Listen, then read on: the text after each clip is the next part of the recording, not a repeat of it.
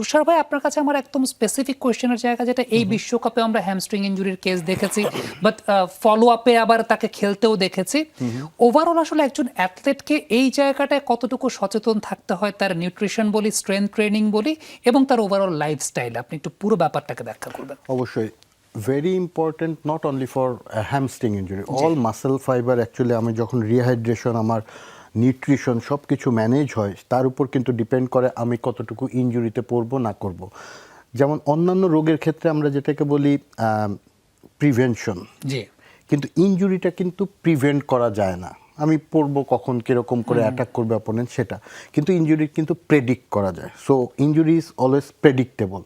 আমি কিভাবে লাইফস্টাইলটা মেনটেন করব, আমি কিভাবে ওয়ার্ম আপ করব, এইটা আমাকে ডিপেন্ড করবে আমার কতটুকু ইনজুরিতে পড়ার সম্ভাবনা আছে, এবং কোন ধরনের খেলাতে, কোন ধরনের অ্যাকশনে আমার বেশি ওই পার্টিকুলার ইনজুরিতে পড়তে পারি, তার উপর ডিপেন্ড করে কিন্তু আমি ওই পার্টিকুলার ট্রেনিংগুলি বেশি করে আমার এই ইনজুরিটাকে প্রিভেন্ট করতে পারি। সো ইনজুরিটাকে প্রেডিক্ট করে আমার অনুযায়ী কাজ করতে হবে। সো আমি যদি ফরওয়ার্ড প্লেয়ার হয়ে থাকি, আমি এখন ফুটবল নিয়ে কথা বলছি, ক্রিকেটের জন্য আলাদা, জুডোর জন্য আলাদা হবে ডেফিনেটলি, বাট ফুটবলের জন্য যদি বলি আমি ফরওয়ার্ড প্লেয়ার এবং আমি জানি রাইট ফুটেড আমি প্লেয়ার, কিন্তু আমার হয়তো টিম প্ল্যান অনুযায়ী আমাকে একটু অন্য পজিশনে যেতে হবে, আমার শিফটিং করতে হবে, ফ্লুইডিটি যেটা আমরা বলি, তাহলে এই জায়গাতে কিন্তু আমার ওইভাবে শুধু আমি টিম ম্যানেজমেন্টের এটা করে ফেললাম তাহলেও হবে না।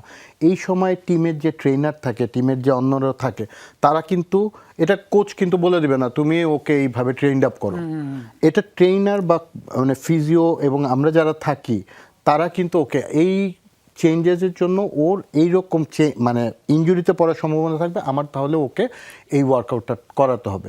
আমি যদি উদাহরণ বলি, এই ওয়ার্ল্ড কাপেই কিন্তু দেখতে পাচ্ছি যে যখন মো সালাহ খুব ইম্পর্ট্যান্ট একটা পজিশনে 1-1 যখন আছে সিচুয়েশন, সেই সময় সে কিন্তু তার টিম ডক্টর কিন্তু তাকে উইথড্র করে নিল, এবং উইথড্র করে কিন্তু তাকে পরে ডায়াগনোসিস করা হলো যে আর্লি হ্যামস্ট্রিং ইনজুরি।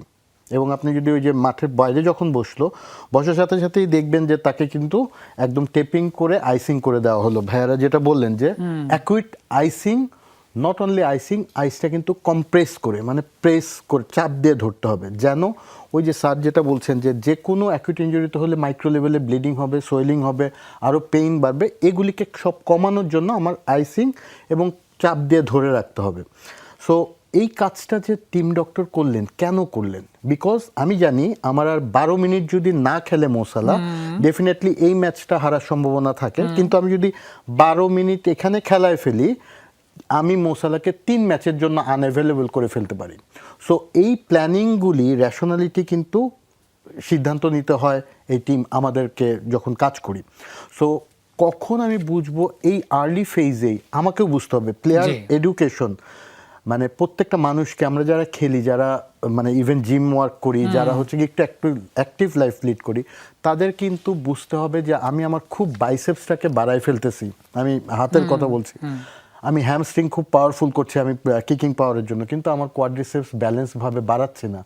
আমি কিন্তু ফার্দার দেখা যাবে ওই ছোট্ট ট্র্যাকিংয়ে গেলাম, একটা রিক্রেশনাল ট্র্যাকিংয়ে, তখনও কিন্তু ইনজুরিতে পড়তে পারি। সো এই যে প্ল্যানিংগুলি আমাকে কিন্তু বুঝে তারপরে করতে হবে। অর্থাৎ এই জায়গাটায় ব্যালেন্সটা খুব ইম্পর্টেন্ট ব্যাপার। স্যার, ছোট্ট করে একটু আপনার কাছ থেকে যদি জানতে চাই, আপনি কোনো গোল্ডেন টিপস দিতে চান কিনা যারা আছেন স্বাভাবিক মানুষ, যদিও খুব বেশি হয় না হ্যামস্ট্রিং ইনজুরি, বাট আপনার তরফ থেকে কোনো গোল্ডেন টিপস আছে কিনা? হ্যাঁ, আমি আজকে তো আসলে অনেকেই ফুটবল খেলে, আমাদের পাড়াতেও একটা মনে হয় একটা জিনিস মনে রাখলে ভালো হবে, একটা খুব টিপস আছে, রাইস, RICE, জি, এটা মনে রাখলেই মোটামুটি সবাই, একটা হলো আরতে হলো রেস্ট, তাকে রেস্টে নিয়ে যেতে হবে, আইতে হলো আইস, সিতে হলো ওই যে কম্প্রেশন, অ্যান্ড এইতে হলো এবার এলিভেশন।